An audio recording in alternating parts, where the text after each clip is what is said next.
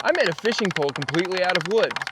What can go wrong? Oh man! Oh no! Oh, did you get that? I think I got that. Am I bleeding?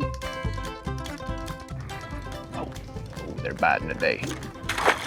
Shoot, that's my 4th pole this week. Makes you wonder. Are all these poles that I'm losing gumming up my fishing hole with god-dang microplastics? I mean, just yesterday I found one of the reels I'd lost in my fish sticks. Is my fishing hole unproductive because of my below average grip strength?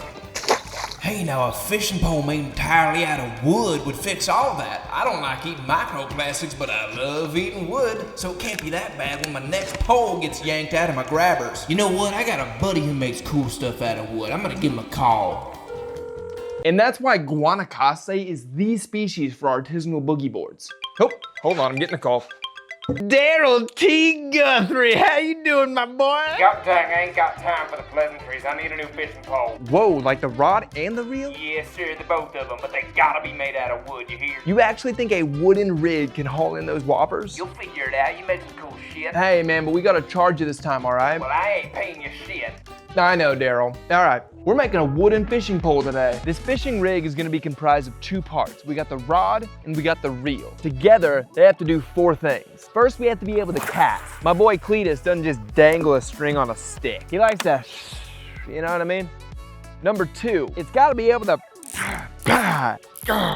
oh, geez. It's gotta be able to withstand a battle with a gnarly pounder. Oh, yeah! Oh, look out! The whole rig's gotta be strong enough to not break, but it's gotta be pliable enough to give a little bit. Number 3, when a fish takes the bait, I want there to be a drag system so the fish can take out some line and tire itself out. Then number 4, we gotta be able to reel in the whopper. So to start out, I'm trying to make the rod. The issue is that I don't know what species to use. And even before that, I have no earthly idea for what cross section I should use for this thing. Luckily, I have enough random pieces of wood around the shop that I can flex various things, whip various things around to get a general idea of what that cross-sectional dimension should be. Now, based on what I was feeling there, I think I wanna go with 1 inch wide and 1/2 inch thick for the rod. We're gonna test those cross-sectional dimensions on cedar, on pine, and on red oak. We're gonna see which one bends the best without snapping. First, I got a flat surface on all these pieces with my jointer, and then I got them to the right dimensions on my table saw. I've got the 3 species cut to the dimensions. We have pine here, cedar, and red oak. I'm gonna put a 10-pound weight in the middle of it to see how much they bend. I'm looking to find the species that bends the easiest without snapping. First, we'll test pine. And it's like 19 inches. Now let's test cedar. Both of these are softwood, so I would expect them to bend really easily. That's like the same. Now we've got red oak, which is the only hardwood out of these 3 species, so I would expect it to be the hardest to bend. They're all very similar. I'm shocked to see that all 3 different species bend the same amount. But given that they do, I'm going with red oak. It's the only hardwood out of these 3. So it's gonna be the hardest to snap because the other 2 are softwoods. But do I want to thin it down just a little more so that it bends even further, but not too much that it snaps? I have one more test. Yeah, it feels about fish-like. How the hell do I tie this on here? Oh, that's a whopper! Jeez, that's a hell of a fish. So there's the bend given that big of a fish. I think it could stand to be bendier. Oh my. I might have gone a couple passes too deep. That's pretty whippy. How legendary would it be if a fish broke my pole though? Shoot! Just have to find out. Now let's tackle the reel, and there are 3 functions of it that I'm trying to replicate. Number 1, you have to just be able to open the bail and then line comes out freely. This is how you cast. Number 2, you have to be able to close the bail and then line can only be pulled out according to how tight the drag system is set. Then number 3, you have to be able to reel in without any resistance from that drag system. All I've got to do is just reinvent one of the most important technologies in human history. How hard could that be? Your reel is your best friend. Super light aluminum alloy frame houses 141 precision-built components. Stainless steel ball bearings spin the reel over 10,000 times a minute. It's a miniature metal masterpiece. Look, some of that might show up in our reel. Let's get going. First, I want to make the spool or the spindle. It's going to rotate, which either releases line or brings in line. Because of that, it needs to be super lightweight, and that's why I'm drilling all these holes. The star of the entire reel is a one-way wooden bearing that's going to attach to the spool. I'll tell you more on that bearing later, but the problem right now is that the spool isn't big enough, doesn't have enough material for the bearing to attach to. So we need to add this little block right here to the spool that gives us just a little bit more material to work with to attach things to. See what I mean? We gotta put this metal threaded insert into the same axis as the spool, but we couldn't have just done that if we left the spool as a cylinder. We needed this little block for more material. If I were you, I'd now be curious about what threads into that little metal insert. Great question. It's the one-way bearing that we talked about earlier. First, I need to make a tiny circle, and I can do that on this jig that I made. And the good news is I have a YouTube video showing you exactly how you too can make and use this jig. Now I'm gonna cut the teeth on this one-way bearing, or this anti-reverse gear. The magic is in the geometry of those teeth. If you rotate it in one direction, you have these gentle sloping surfaces that cascade you to the next nook. But then if you try rotating the other direction, you're met with these shear walls that prevent you from going to the next nook. God damn, I hope that was on purpose. Then we just make this little trigger that either slides or catches on those one-way teeth. And this cheeky little spring put in the trigger always makes sure it snaps back into place.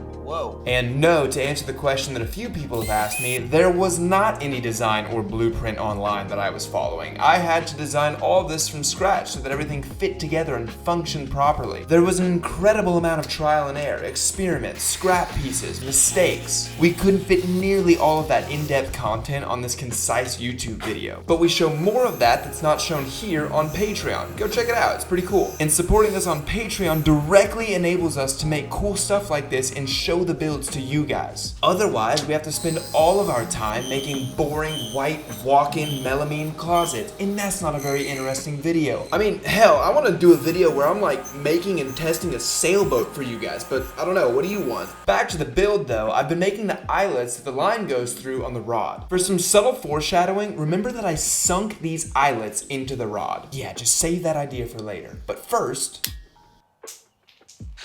What the hell? Where did that just go?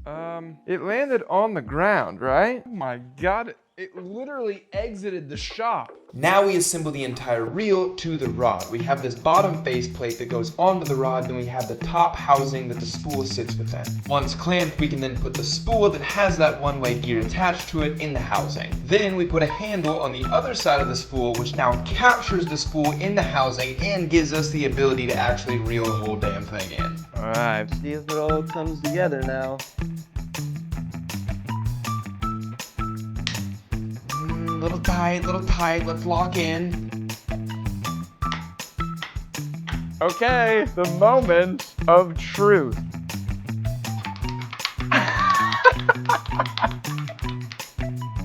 Oh my God, I cannot believe it. And if you felt like this build was cool and you're excited to see how it actually works, consider liking and subscribing. Because we're in the process of making a lot more stuff like this and testing to see how it works. So if you like this video, there's a chance you'll like the other ones we made too. Now let's get this rod to Deryll.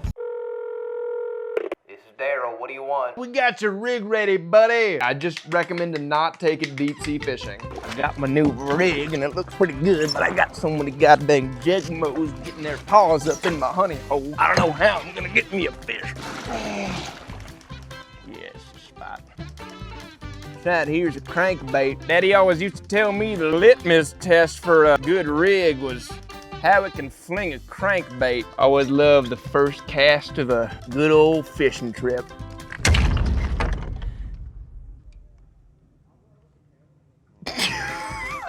Dude.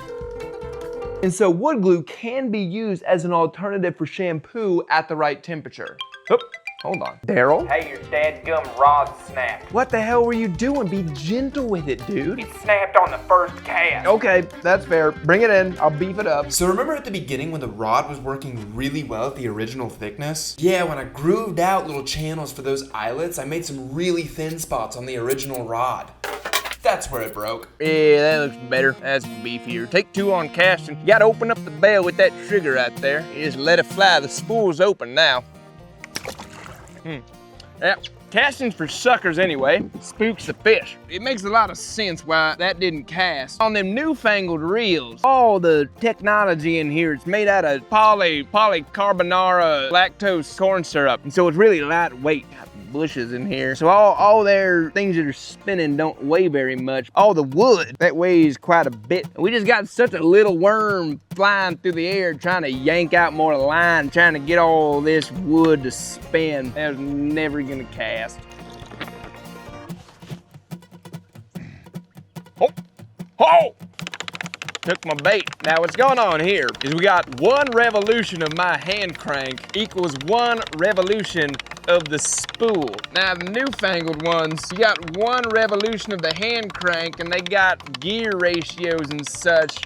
Gets you like 10 revolutions of the spool. So every 1 crank gives me about 2.5 inches of line coming in. If you got like a 50-foot fish battle, that's a lot of cranks of the crank. Oh shit, oh shit, oh shit. Come on, we got some poachers in the honey hole. I got a nice ass bass boat and here I am with a wood pole. Hell of a cast. Oh, ah!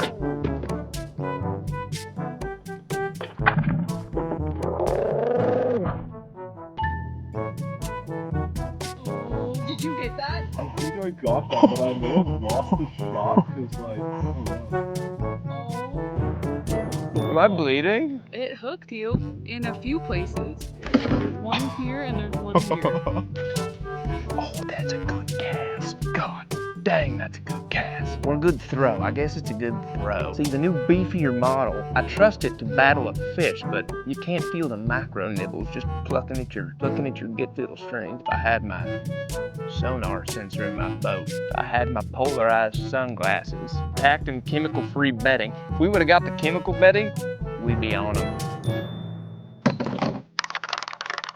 I can't set the goddamn hook. Oh, he took it. That's the honey hole right there. That's the honey hole right in there. What the hell are all my night crawlers? Where'd he go? Oh, look out, look out, look out, look out. Whoa!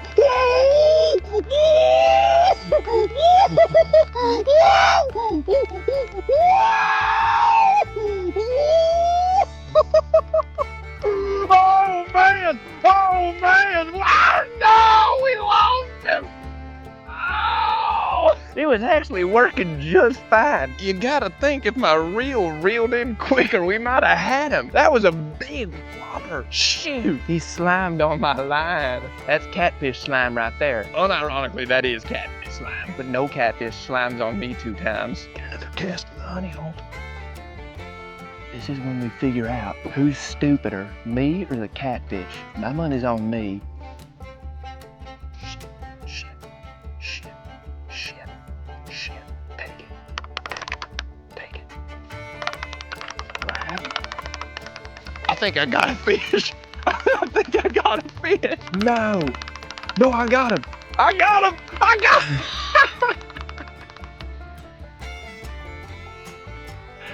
Woo!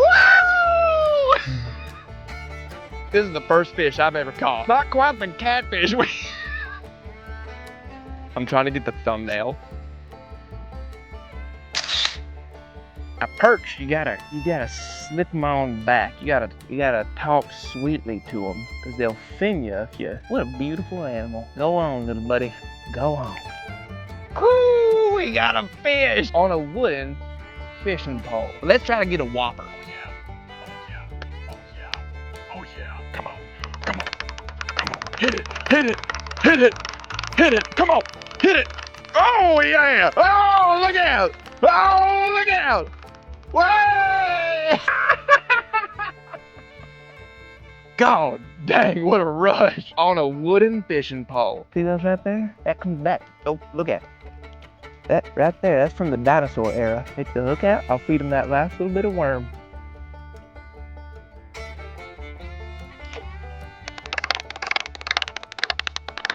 But sometimes the best catch is old memories, new friends, and tried and trusty rigs that you've lost. Well, shoot, if it ain't broke. Huge thanks to all our Patreon supporters here. Big shout out to our old growth supporter, Brooks B.